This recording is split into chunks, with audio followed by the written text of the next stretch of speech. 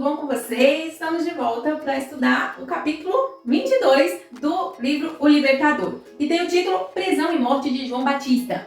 Olá, tudo bem? Que bom estar aqui de volta para estudar com vocês. E hoje é uma história assim bem interessante aí para a gente aprender juntos, viu? Exatamente, história interessante, trágica, triste, mas para você que está chegando agora, antes da gente entrar no assunto aqui do capítulo dessa semana, eu só quero pedir para você que está chegando agora para se inscrever aí no nosso canal, para você acompanhar todo o conteúdo. Se ainda não segue as nossas redes sociais, segue a gente lá, Lição Ilustrada Dolly no Facebook e Instagram. E não se esqueça de compartilhar esses vídeos com seus amigos, porque assim eles vão ter acesso à Palavra de Deus, vão conhecer um pouquinho mais sobre a Palavra de Deus. Você está pegando o Evangelho aí, compartilhando os nossos vídeos. Isso aí. Bem, o capítulo de hoje vai falar sobre a morte de João Batista. Mas se você chegou depois e não sabe sobre a vida de João Batista, vou deixar linkado aqui nos cards um vídeo que fala sobre a vida desse profeta tão importante. A gente sabe aí que ele teve um nascimento um pouco sobrenatural, o pai dele aí não acreditou muito no que o anjo falou e acabou ficando mudo, e aí teve um monte de coisa interessante. Ele foi a pessoa que batizou o Jesus Cristo, então né, a gente vê que é uma pessoa realmente extraordinária, que teve assim várias honras como um profeta. E agora a gente vai falar um pouquinho sobre o fim da sua vida, né, quando ele acabou morrendo. Muito bem, aqui eu queria só um pouquinho mencionar sobre uma família que estava vivendo na época, para a gente entender o motivo de todos os acontecimentos, né? Como essa família é um pouco disfuncional, um pouco complicada, eu vou deixar um gráfico aqui agora para que você entenda um pouquinho como que era essa família. Bem, a gente tem primeiro como patriarca dessa família o Herodes o Grande. Quem foi Herodes o Grande? Herodes o Grande, não sei se vocês lembram da história de Neemias, logo ali depois que veio a ordem para reconstruir Jerusalém, os anos foram passando, de repente apareceu um rei chamado Herodes o Grande, ele que deu ali praticamente a ordem, participou da construção do novo templo, né?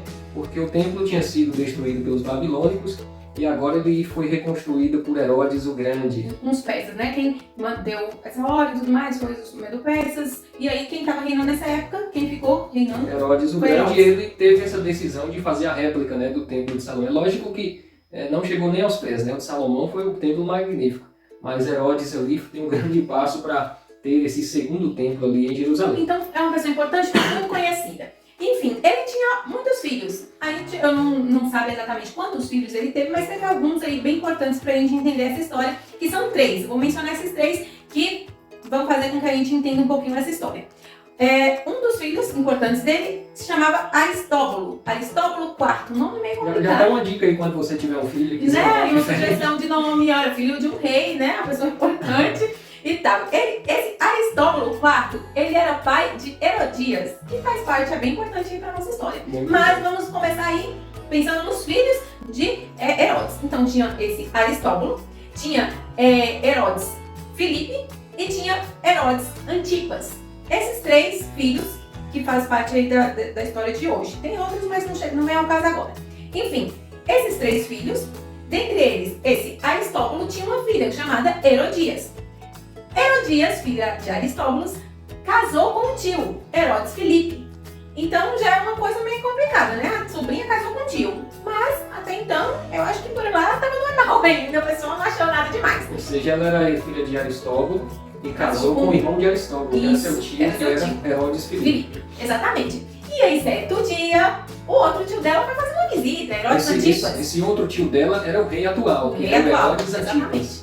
E aí ele foi visitar lá onde eles moravam, eu não sei, mas ele foi fazer uma visita na casa do irmão e da hospedado na casa do irmão Herodes Filipe. E aí, o que deu essa visita? Ele convenceu a mulher do seu irmão a largar o irmão e morar com ele. Exatamente. Ele roubou a mulher do irmão, né? Que era sua sobrinha, pra complicar mais ainda. E aí isso deu um bafafá que o nosso protagonista do capítulo de hoje, João Batista, ele ficou sabendo, né? Ele sabia de toda essa confusão aí e ele pregava por aí contra... Enfim, aqui Herodias era mulher de Aristóbulo. Sim. Não, mulher não, filha de Aristóbulo. Era filha de Aristóbulo, casada com Filipe, casada com tio. Agora o outro tio dela chega e toma do irmão. E leva pra lá. Outro tio convence ela e ela aceita morar com outro irmão, acho que porque era rei e tal, muito poder, muita grana, muito dinheiro, não sei. Mas que ela aceitou. Exatamente. Aceitou e gostava da coisa, porque foi embora morar agora com o rei, largou o marido e foi morar com o rei, levou a filha dela, que possivelmente também era filha do Herodes Filipe, para morar com ela no palácio, com o tio que é marido dela agora, ok? Olha só que bagunça aí. Enfim, João Batista fica sabendo de toda essa confusão e João Batista, a gente sabe que é a voz que clama no deserto, que fala a verdade, que condena o pecado, e ele condenou o pecado de Herodias com Herodes Antipas. E falou, vocês estão errados, isso não está certo não, Deus não se agrada, e ele falou logo a verdade. Pela lei mosaica, quando a mulher ficava viúva, ela poderia se casar novamente, sem problema nenhum. Só que aí João Batista estava condenando essa relação porque o marido da mulher estava vivo. O rei tomou o marido a esposa do irmão. E ele ficou vivo. Então era condenado pela lei mosaica e João Batista, bateu firme nisso daí. Outra situação, às vezes as pessoas pensavam que João Batista condenava essa situação porque ela era casada com um e depois casou com o irmão. Pra quem não sabia que ele ainda estava vivo, né, o Filipe achava que o pecado era esse, por ela ter casado com o irmão do marido. Mas isso não seria condenável de acordo à lei judaica. Como a gente pode ver, há muito tempo atrás, se você pesquisar aí na história de Judá, né, que era filho de Jacó, ele tinha alguns filhos, o filho mais velho era casado e acabou morrendo antes que a esposa tivesse filhos. Aí a obrigação era do filho, o próximo filho, casar com a mulher para dar descendência para o que morreu. Exatamente, então isso era até um costume. Caso o homem morresse, a mulher que não tinha filhos ainda casava com o cunhado, para poder ter a descendência ali da família. Ou seja, se Herodes Filipe tivesse morrido, sem problema nenhum, a mulher estava livre para casar com o homem. Se bem que ela já tinha filho, então não sei se se aplicava, mas se fosse viúva, acho que eles também não poderiam. Sendo viúva não teria esse problema. O problema é que ela largou o marido para casar com o outro. E aí João Batista falou, tá errado. E aí ela não gostou. Ela achou ruim e João Batista falou que ele estava fazendo coisa errada, que estava pecando. Ela queria ver o diabo, mas não queria ver João Batista. Inclusive, a ordem de prisão para João Batista foi por incentivo dela. Ela ficou pegando no pé do rei Herodes e João Batista estava atormentando muito eles. Então Herodes deu uma ordem de prisão para João Batista. Ou seja, Herodes acreditava que João Batista era um profeta de Deus. Sim. Ele tinha um certo receio, assim, né? Um respeito pelo profeta. Ele não queria fazer nada com o profeta, mas por incentivo dela, ele acabou prendendo ele, né? E ele agora estava preso ali na cadeia por causa da influência dessa mulher. Exatamente. E aí, quando ele estava lá preso, ele começou a ficar um pouco deprimido. Porque você sabe que fofoca vai pra tudo que é lugar. Até na prisão a fofoca chega. E aí João Batista... Lá é mais fácil, porque não tem nada pra fazer. Fofoca rindo. Exatamente. E João Batista tá lá preso, sem saber muito o que fazer. Imagina um missionário, uma pessoa que viaja por tudo que é lugar, pregando, trabalhando na obra de Deus, agora fica ali preso sem poder exercer a sua função, né, de levar a mensagem. Ele já estava triste por causa disso. E aí, chega seus discípulos, eu não sei se foi por uma intenção, não foi por uma intenção, mas chega seus discípulos e conta pra ele, então, João Batista, você tá aí preso, mas Jesus, ele tá pregando por aí, ele tá... Os discípulos, a maioria que era seus seguidores, tá tudo com ele agora. Tá agora seguindo tudo Jesus. Só que até aí, acho que menos mal, só que eles começam a contar o que tava acontecendo. Então, outro dia ele tava almoçando na casa de um cobrador de impostos, sabe? Tipo assim. Se alinhou pra esse povo aí, esses pecadores. E aí, começou a falar, né, o que Jesus estava fazendo. Imagina o diabo trabalhando agora na mente de João Batista, né? Falando, João, você tá preso por falar a verdade. O cara que você acredita que é o Salvador tá lá junto com os pecadores, está comendo na casa dos ladrões. Exatamente. Não vale a pena não, João, você entregar sua vida para uma obra dessa, né? O diabo ali trabalhou pesado para tentar fazer João desacreditar no Messias e João ficou balanceado, viu? Ele ficou preocupado, ele ficou agoniado e ele tinha convicção a princípio que ele tinha batizado o Salvador, o Cordeiro de Deus. Mas agora, com tantos acontecimentos, as fofocas chegando, ele imediatamente procura ir na fonte certa para saber realmente o que estava acontecendo. Ele não mudou a sua maneira de pensar, não mudou seu comportamento por fofocas e nem pela influência do inimigo que estava ali tentando. Mas ele procurou logo ir no lugar certo, buscar a informação certa, né? Então, depois de todo esse sofrimento, ele ainda questionando, mas será que, já que ele é o Messias, eu estou preso por falar a verdade, por defender o que é certo? João ainda acreditava que o Messias ia reinar na Terra. Ele não tinha muito assim, essa compreensão total do trabalho de Jesus. Ele achava que Jesus ia tomar o reino, que ia libertar ele da prisão. Tipo assim, não, ele deve vir uma hora aí, né, fazer o papel dele, tomar posse do reino aqui e tal, se tornar rei. E aí ele vai me soltar. Mas aí ele ficou, em vez disso, chega o discípulo e fala assim, não, ele tá andando aí com ladrões, com cobradores de impostos, com prostituta, não sei o quê. Então, ele ficou pensando, enquanto eu estava condenando o pecado, ele está andando no meio desses pecadores. Ele não entendeu o que estava acontecendo. Então, por mais que ele ainda acreditasse. E por outro lado, eu fico imaginando assim, um conflito do bem e do mal. Sabe aqueles desenhos animados que fica um diabinho aqui, um anjinho aqui, ó, falando na cabeça da pessoa?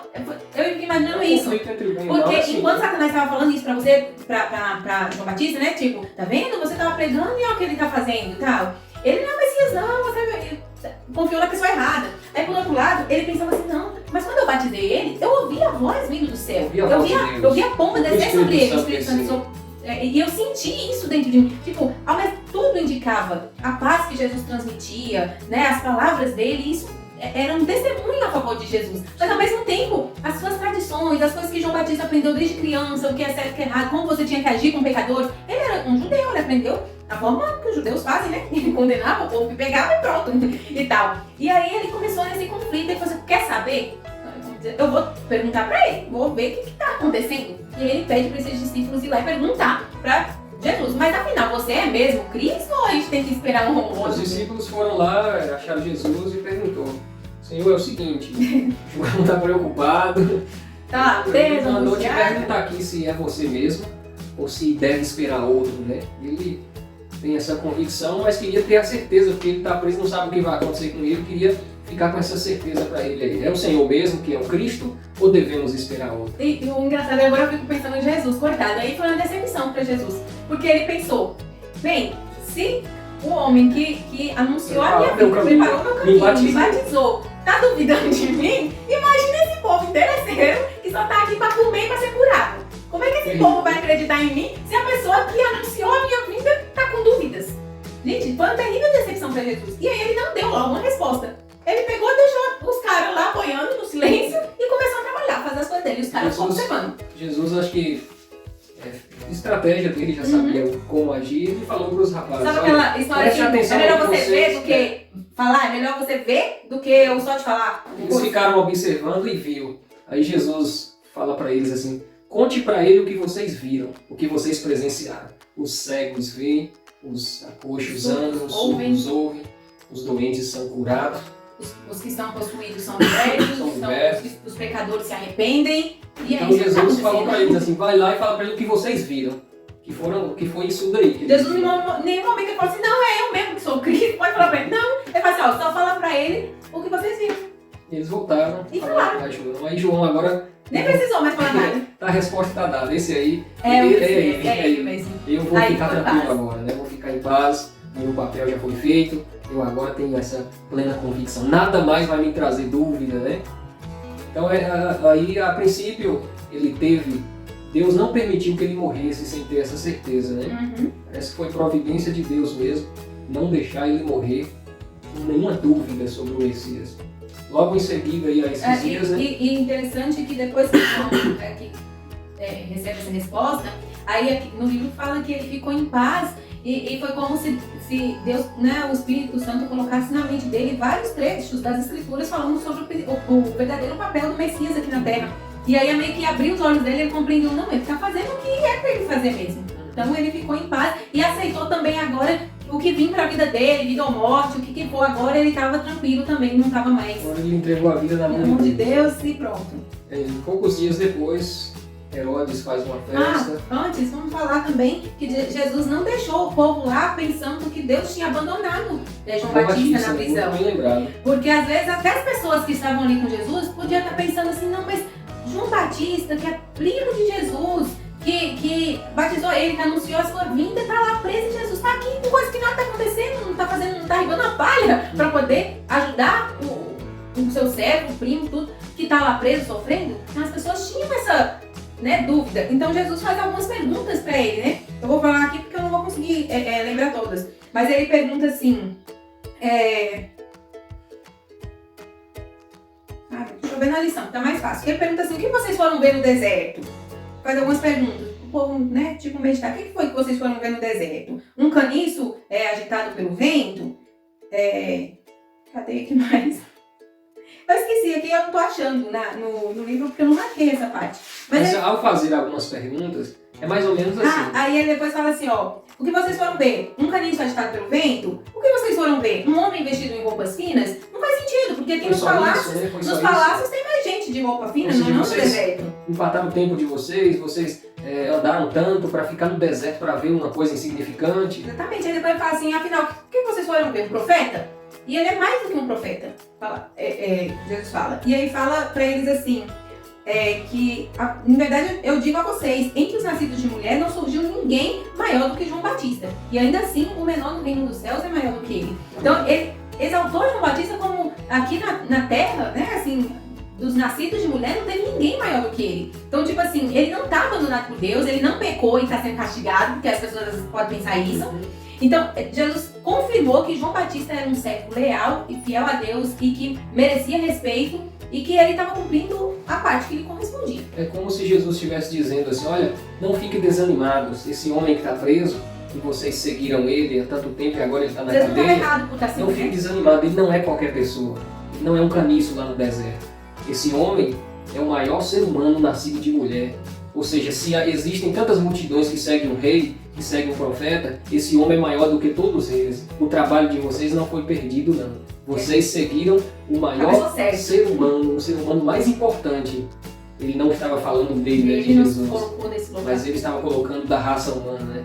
O humano mais importante que já nasceu desse mundo, vocês estavam seguindo os ensinamentos que ele estava trazendo para vocês. Exatamente. E aí depois disso, voltando lá pro palácio, o rei estava fazendo aniversário, fez uma festança, Fez uma farra com bebedeira, com comida, com os príncipes, todos os príncipes e as pessoas mais importantes ali do reino para estar presente, né? E aí Herodias viu uma oportunidade. Herodes, os convidados, tudo estava enchendo a cara. E aí ela preparou a filha, se chamava Salomé, toda bonitona. Essa Salomé não era filha de Herodes, né? Provavelmente era filha do Filipe. E devia ser muito bonita, porque a Herodias também, com certeza, era uma bela mulher, porque pro Herodes tomar do irmão, ele não vai tomar a mulher que ele achava feia. Tomou uma mulher que era muito atrativa e bonita, né? E com certeza a filha também deveria ser uma bela mulher. Sim, aqui no livro fala que ela fazia danças sensuais e tal, então foi dançar para os convidados do rei. E aí começou a dançar tudo lá e o rei achou a coisa mais linda. Todo mundo de boca aberta. Todo mundo ficou besta com a mulher bonitona dançando, todo mundo aplaudindo, todos os homens bebendo, comendo, rindo, aquela farra, aquela coisa. E aí o rei, querendo se exaltar, se empolgou. Fala pra ela assim, olha, eu estou aqui sem palavras pela sua dança, tipo, quer saber? Seu carisma, né? E assim, sabe de uma coisa? Pode me pedir o que você quiser, até a metade do meu reino, se você pedir, eu vou dar pra você. E aí, ela não sabia muito bem o que pedir, correu e perguntou pra mamãe, o que eu peço? E a mãe pega e fala pra ela, já sabia que pedir, ela fez tudo de cabeça pensada, pega a cabeça de João Batista. E aí a menina volta lá e fala. A menina ficou até assustada, né? Porque na hora assim, ela podia pedir o que quisesse, mas ela pegou a oportunidade. E aí ela obedeceu a mãe também ou era muito convincente ou assustadora, que a menina obedeceu a mãe, foi lá e pediu pra Herodes a cabeça de João Batista em um prato. Herodes na hora fica assim, como assim? Só que ele até esperou um momento, porque se algum dos convidados assim, não, que negócio é esse? Demonstrasse contrariedade, né, alguma palavra contrária a esse pedido, o livro disse que ele se manifestaria e não mataria João Batista. Ele teve uma desculpa, né? Ele teve uma desculpa pra não ceder. Mas o povo estava tão embriagado, tão cheio da cachaça. Ficou aquele silêncio e ninguém falou nada. E aí ele foi obrigado, ele jurou, ele seria uma coisa terrível da parte de um rei voltar atrás na sua palavra. Ele tinha jurado e ele teve que cumprir a sua palavra. É uma coisa que aqui a Ellen White fala, que eu pensando assim, realmente é algo que tem que se pensar, das pessoas que se deixam levar por bebidas, por coisas que entorpecem a mente. Essas pessoas, elas são responsáveis por tudo que aconteça quando elas estão nesse estado. A gente tem, por exemplo, nossas leis de trânsito, não tem? Quando você está dirigindo, que o carro dá um problema, alguma coisa, que você tem um acidente, às vezes até chega a atropelar uma pessoa, bate no carro de uma pessoa, dá para se constatar ali que foi um acidente devido a alguma coisa, por mais que você tenha que pagar de alguma forma pelo ocorrido, mas é doloso, né? Vamos supor, você atropelou uma pessoa, vamos pensar que a pessoa morreu. Seria um homicídio doloso, sem intenção de matar, quando a pessoa foi um acidente por alguma coisa que não estava na sua responsabilidade. Agora, se você tá cheio do mé, e aí você tá lá dirigindo, atropela uma pessoa e essa pessoa morre, você vai responder por homicídio, ou melhor, culposo, o outro que eu falei. Agora sim, é doloso, que é com intenção de matar. Então, sem bebida, homicídio culposo. Com bebida, homicídio doloso, que a pessoa... Por quê? Mas a pessoa fala, não, mas eu não queria matar a pessoa. Mas você estava bêbado e estava dirigindo. Então, a culpa é sua. Né? Então, as nossas próprias leis de trânsito ou qualquer outra coisa, outras leis, vêm o alcoolismo, por exemplo, ou a pessoa com entorpecentes de drogas, entre outras coisas, como a pessoa ela é responsável pelos atos que ela cometa quando ela está nessas situações. Então, aqui a Ellen White fala sobre isso e é uma coisa muito importante para a gente ver a importância de a gente ter a nossa mente limpa desse tipo de coisa para que a gente possa discernir entre o bem e o mal, o certo e o errado. Quando as pessoas estão cheias desse tipo de substâncias, ela não consegue pensar claramente, que foi o que aconteceu com os convidados de Herodes. O homicídio ali foi doloso. Eles foram culpados realmente pelos atos que eles cometeram. E o rei deu a ordem e pouco depois chega aí a cabeça de João Batista. Esse foi o fim do profeta maior nascido de mulher nessa terra. E aí muito triste. Muitos podem perguntar, ué, mas então Deus abandonou, por que Deus com Jesus não salvou João Batista? Assim, a gente precisa entender que a nossa vida é curta aqui. Nós não temos objetivo nenhum aqui nessa terra, a não ser o plano que Deus tem para cumprir enquanto vida estivermos. O plano que Deus tinha para João Batista se cumpriu. Ele agora está aguardando a eternidade. Ou seja, Deus tem um plano para a minha vida. Não é para mim viver 1000 anos aqui nessa terra. Vai me salvar de todos no pecado. Quem quer viver 1000 anos no pecado? Enquanto nós temos vida aqui, Ele nos usa para aquilo que deixa ser usado, é usado para fazer a vontade dEle. E quando se cumpre a vontade dEle, nós já estamos com a vida preparada para receber a eternidade.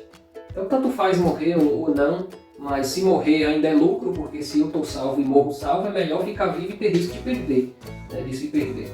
Então é o que acontece com João Batista. Ele cumpriu fielmente o papel que Deus colocou na mão dele, e agora, por culpa dos pecadores, tirou a vida dele, mas agora ele estava passando da morte para a vida, recebendo a eternidade, assim, quando Jesus voltar, será dada a ele, né? Segundo Ellen White, Jesus também não interferiu para livrar João do seu servo, porque ele sabia que João suportaria aquilo que estaria por vir. E ele seria um alívio para milhares que viriam a sofrer após ele. Nós sabemos que, né, se a gente estuda só a história da igreja, a gente sabe que muitas pessoas foram martirizadas, morreram. Até no Novo Testamento a gente tem Estevão, a gente tem... Até os discípulos, tem Pedro que foi crucificado, o outro foi jogado no óleo quente. Imagine se todos esses esperassem ser livrados de alguma forma. Então, de certa forma, Ellen White diz que João Batista foi um consolo para esses que sofreram depois, porque eles viram que eles iam sofrer, assim como João Batista, que foi um dos maiores homens que viveu aqui na Terra, não temeu, foi fiel até o fim.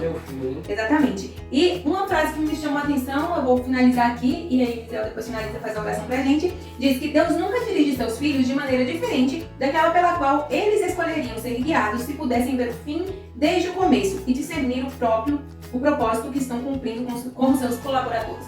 Então Deus sabia que se João Batista pudesse ver desde o fim, desde o começo, se ele tivesse assim, né, a onipotência, que vê o início e o fim, igual Deus que sabe de todas as coisas, onisciência e tal, se João Batista tivesse o poder de saber tudo, ver as consequências de cada ato dele, ele tomaria a decisão de que acontecesse da mesma forma como aconteceu. Ele cumpriria o seu papel de qualquer forma.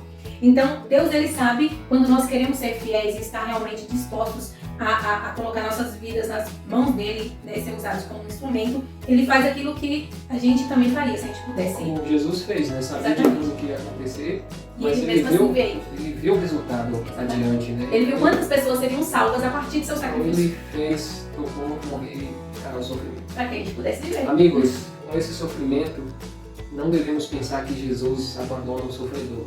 Jesus ele sofre junto com você e comigo quando estamos sofrendo. Ele sofreu junto com João Batista. Quando João morreu, os discípulos pegou o corpo dele, sepultou e foi dar a notícia para Jesus. No livro de Mateus, capítulo 14, diz que Jesus ficou de luto. Ele se retirou sozinho para o deserto. Imagino que ele deve ter chorado, deve ter ficado muito triste, deve ter orado, né, pedindo força a Deus para também suportar o que viria para ele. Então ele sofreu junto com João. E em seguida, mais tarde um pouquinho, ele também passou pelo mesmo processo. Então não pense que quando você está sofrendo, que Jesus não está nem aí para você. Ele está junto com você, ele sofre com você. Agora, o objetivo que ele tem para você é muito maior do que esse sofrimento. Se ele tirar o sofrimento de muitas pessoas, essas pessoas talvez percam até a salvação. Mas o sofrimento ele vem para nos moldar, para nos tornar mais firmes nos caminhos de Deus. E às vezes a morte chega para poder nos garantir a eternidade. Amém. Que Deus nos abençoe, que Deus te abençoe, que essa história triste, mas uma história também de fé e de salvação, possa servir de inspiração para mim e para você decidirmos a seguir esse caminho de firmeza, de convicção e de fé ao lado de Jesus. Amém.